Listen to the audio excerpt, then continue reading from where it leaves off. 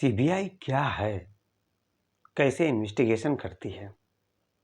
Doctor rape और हत्याकांड में जांच कहां तक पहुंची है? नमानो चलो मार्च द्वारा छात्र संगठनों का आंदोलन, ईडी की एंट्री और सुप्रीम कोर्ट में आगामी सुनवाई में सीबीआई किस तरह अपनी तैयारी की है। और आज भाजपा का 12 घंटे का बंद, इन तमाम मुद्दों पे हम आज बात करते हैं। नमस्कार दोस्तों, मैं हूं सुभाष। आप सभी का न्यूज़ ज्ञान दर्शन में बहुत बहुत स्वागत है। आर्जिकल अस्पताल में ट्रेनी महिला डॉक्टर के साथ रेप और मर्डर केस में रहस्य उठना बाकी है। इस रेप और हत्याकांड में कितने लोग शामिल हैं? कौन अपराधियों को बचा रहा है? अस्पताल में चल रहा गोरख धंधा, टेंडर दुर्नीति, शरीर के अंग और लाशों की बिक्री और पैसे लेकर डॉक्टरों को किस तरह पास किया जाता है। इन तमाम पहलुओं की गुत्थी सुलझाने में सीबीआई लगातार इंक्वायरी या छापेमारी कर रही है। हाल ही में पूर्व प्रिंसिपल संदीप घोष समेत 15 जगहों पर सीबीआई ने छापेमारी की और कुछ अहम दस्तावेज उसके हाथ में लगे हुए हैं। कुछ फाइल उन्होंने कलेक्ट की है। ये सारे सबूत आगामी सुप्रीम कोर्ट की सुनवाई के दौरान में सीबीआई को बहुत अहम साबित होने वाले हैं। तो सीबीआई यानी केंद्रीय अन्वेषण ब्यूरो किसी भी मामले की जांच पड़ताल कैसे करती है, किन विशेष थ्योरियों पर इन्वेस्टिगेशन करती है, इन सब पर हम बात करते हैं। अब बड़ी आसान तरीके से मैं आप लोग को समझाता हूं। मैं अपनी मुंबई में अपनी क्राइम रिपोर्टिंग के तकरीबन 5 वर्ष के एक्सपीरियंस से साझा कर रहा हूं। शायद मुझसे कुछ त्रुटियां भी हो सकती हैं।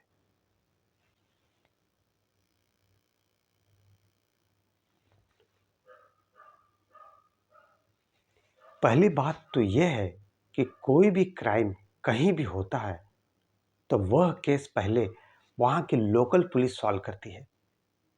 अगर छानबीन में कोई संदेह रहा तो केंद्र सरकार और कोर्ट के आदेश के बाद केस की अगली छानबीन सीबीआई के हाथों सुपुर्द की जाती है, जो सीबीआई अपने अंडर में ले लेती है। तो ऐसे में क्या होता है, सीबीआई को कई दिन बाद इन्वेस्टिगेशन करने का मौका मिलता है और इस दरम्यान कई सबूत नष्ट किए जा चुके होते हैं और जांच में काफी सीबीआई को दिक्कत आती है। इसीलिए सीबीआई यह एक ऐसी केंद्रीय जांच एजेंसी है जो अपने आप में विशेष है। उसके काम करने का तरीका इसलिए विशेष होता है, सबसे हटकर होता है, क्योंकि बड़े बारीकी से वह सबूत इकट्ठा करती है और आरोपियों को अंजाम तक पहुंचाकर क्रिमिनल को या आरोपियों को सलाखों के पीछे ला खड़ा करती है। सीबीआई जांच में अधिकांश तौर पर 2 पहलुओं पर काम करती है, एक साइंटिफिक और दूसरा टेक्निकल। जे किसी भी केस में सीबीआई क्राइम सीन्स पे पहले अपने एक्सपर्ट फॉरेंसिक टेक्नीशियन टीम से घटना स्थल से फिंगरप्रिंट, आरोपी और पीड़िता के ब्लड सैंपल, कपड़े, नेल, बाल, घटना स्थल की छोटी से छोटी चीज इकट्ठा करती है और उससे डीएनए कलेक्ट करती है। जो इस केस में भी सीबीआई ने किया, इसे साइंटिफिक इन्वेस्टिगेशन हम कहते हैं और ये अत्याधुनिक उपकरण इसमें शामिल किए जाते हैं। जांच का दूसरा तरीका टेक्निकल होता है, जो हम सब इस हत्याकांड में सीबीआई को देखा 3D स्कैनर मशीन जो घटनास्थल पर छोटी से छोटी फिंगरप्रिंट आदि सबूत इकट्ठा कर रही थी और कैसे सही दिशा में आगे बढ़ रही थी। और इन्वेस्टिगेशन का तरीका देखें तो आरोपी की सीडीआर रिपोर्ट, सीडीआर का मतलब कॉल डाटा रिकॉर्ड, जांच पड़ताल कर सीबीआई आरोपी की क्राइम लोकेशन का पता लगाती है।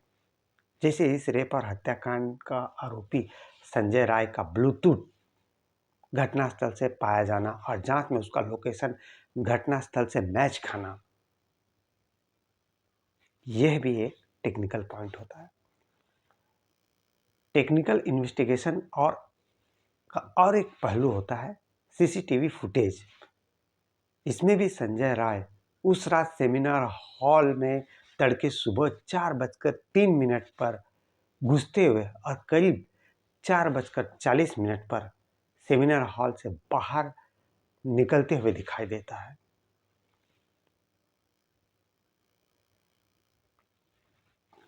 जिससे साफ साबित होता है उसने इस दरम्यान इस दिल दहलाने वाली शर्मनाक हैवानियत को अंजाम दिया। किंतु इस बात से एक चीज सामने निकल कर आती है, वह है कि यह गैंगरेप का मामला नहीं। फिलहाल अभी ये इन्वेस्टिगेशन में साबित होता है। आप लोगों को एक और महत्वपूर्ण बात बताना चाहता हूं कि उस रात सेमिनार हॉल में पीड़िता और उसके 4 जूनियर डॉक्टर करीब 2 बजे देर रात तक डिनर करते हैं और पेरिस में चल रहे ओलंपिक मैच में नीरज चोपड़ा का वह मैच देखते हैं। अंत तक मैच खत्म होने के बाद जूनियर डॉक्टर सोने के लिए पास ही के कमरे में चले जाते हैं और ये सीनियर हैं, उन लोगों से पीड़िता सीनियर होती है जो उस रात उसी सेमिनार हॉल में ठहर गई थी। और उसके बाद तड़के सुबह जो खबर सुनने में आई उसे सुनकर पूरा कलकत्ता ही नहीं पूरा देश स्तब्ध रह गया। खैर, हम सीबीआई की जांच की बात कर रहे हैं तो अगला और अहम जांच की कड़ी होती है पोस्टमार्टम, जिसे ऑटोप्सी रिपोर्ट भी हम कहते हैं। और इस हत्याकांड में यह बात निकल कर आई कि पीड़िता की बड़ी बेरहमी तरीके से कुल 16 से अधिक जख्म उसके शरीर पे पाए गए। बड़ी बेरहमी तरीके से उसका हत्या किया गया, रेप किया गया। गर्दन पर की चोट, गाल और गर्दन पर पाए गए चोट के निशान, डीएनए रिपोर्ट में यह सब बात साबित हुई है। सीबीआई क्राइम सीन रिक्रिएट कर घटनास्थल की जांच पड़ताल करती है, मगर इस केस में सबने देखा कि 14-15 अगस्त की रात सेमिनार हॉल अस्पताल परिसर में क्या हुआ था। खैर, ये भी अभी फिलहाल जांच का मामला है। हम सीबीआई की इन्वेस्टिगेशन की बात कर रहे हैं तो सीबीआई आरोपी की पॉलीग्राफ टेस्ट भी करती है, जो संजय राय, संदीप घोष समेत अन्य 4 डॉक्टर और 3 जनों का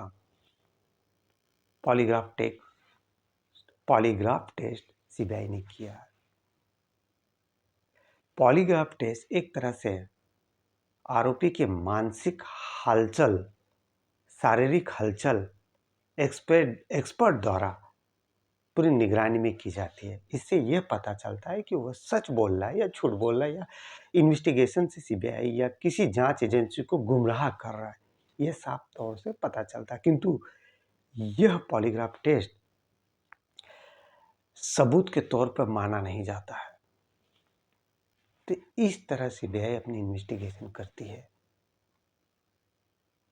अब बात करते छात्र आंदोलन के। राज्य के कोने कोने से वी वांट जस्टिस के लिए, पीड़िता के लिए, पीड़िता के माँ बाप के लिए न्याय मिले, छात्र आंदोलन नवान्न मार्च करते हुए सड़कों पे उतरे, किंतु राज्य सरकार ने इस आंदोलन को नाकामयाब करने के लिए पूरे नवान्न परिसर, कलकत्ता के आसपास सारे जगह को किसी किले में, छावनी में तब्दील कर दिया। 6000 से अधिक पुलिसकर्मी और 600 के लगभग बैरिकेड इस तरह रातों रात लगा दिए गए और इस आंदोलन को रोकने की पूरी तैयारी सरकार ने कर ली थी। बस दुख यही बात का है कि जितनी तत्परता सरकार ने इस छात्र आंदोलन को लगने के पीछे लगा दी, काश वही तत्परता 14 और 15 अगस्त की रात को अगर लगाई होती तो शायद अस्पताल परिसर में जो सबूत नष्ट किए जा चुके थे, सेमिनार हॉल की तोड़फोड़, अस्पताल परिसर के बाहर तोड़फोड़, आगजनी, मारपीट, सेमिनार हॉल में स्थित बेसिन की तोड़फोड़, सीसी कैमरे की तोड़फोड़, सारे सबूत नष्ट कर दिए थे। तो काश अगर यही तत्परता उस रात भी दिखाई होती राज्य सरकार ने, तो सीबीआई की इन्वेस्टिगेशन आज कहीं और होती। पीड़िता और उस माँ बाप को शायद आज कुछ हद तक न्याय जरूर मिल गया होता, किंतु ये हमारे पश्चिम बंगाल का दुर्भाग्य है। और इसी के मद्देनजर दिनों दिन बदहाल हो रही यहाँ की कानून व्यवस्था, महिला असुरक्षितता, इन तमाम मुद्दों पे कहीं ना कहीं भाजपा ने आज बंद बुलाया है। राज्य सरकार ने पूरी अपनी कोशिश की है कि इस बंद को नाकाम करें, किंतु कहीं अभी भी लोगों में यह आक्रोश जरूर बना है कि पीड़िता को न्याय मिले, जांच सही दिशा में जाए। और अब तो इसमें ईडी का भी एंट्री हो चुकी है। इन्फोसिस डायरेक्टर जो अस्पताल में टेंडर दुर्नीति, सिंडिकेट आदि मामलों की अब तहकीकात करेगी, पूछताछ करेगी और बड़े से बड़े पर्दाफाश अभी होना बाकी है। तो दोस्तों, आज संक्षिप्त में यही आप लोग को बताना चाहता हूं कि सीबीआई जांच एजेंसी कैसे अपनी जांच करती है, किन पहलुओं पे वो आगे बढ़ती है और इन तमाम सबूतों के साथ, छोटी से छोटी सबूतों के साथ, पूरे ठोस सबूतों के साथ न्यायपालिका में हो जाती है और जितना हो सकता है पीड़िता को न्याय दिलाती है, आरोपियों को उनकी की हुई सजा की, गुनाहों की सजा उन्हें दिलाती है। तो बहुत बहुत धन्यवाद।